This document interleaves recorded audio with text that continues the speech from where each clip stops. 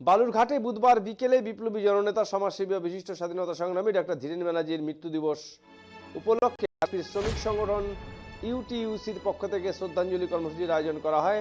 এদিন বালুরঘাট পৌরসভার নিকট ইউনিয়ন অফিসে থেকে ইউটিইউসির যুগ্ম সম্পাদক বিশ্বনাথ শাহর নেতৃত্বে মূর্তিতে পুষ্পার্ঘ ও মাল্যদানের মধ্য দিয়ে সেখান থেকে ছোট্ট মিছিল করে বালুরঘাট থানা মোড়ে এসে ডক্টর ধীরেন ব্যানার্জির মূর্তিতে পুষ্পার্ঘ ও মাল্যদান করে শ্রদ্ধা জানানো হয়। এদিন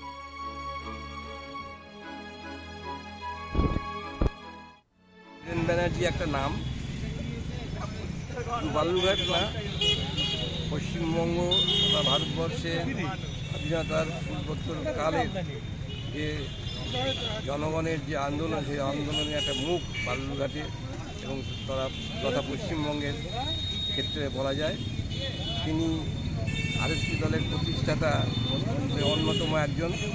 তাছাড়া বালুরঘাটের এতদ অঞ্চলের সাধারণ মানুষের যে আন্দোলন, কৃষক, শ্রমিক, ছাত্র, যুব থেকে কর্মচারী আন্দোলনের সঙ্গে আজীবন আমৃত্যু তিনি ছিলেন।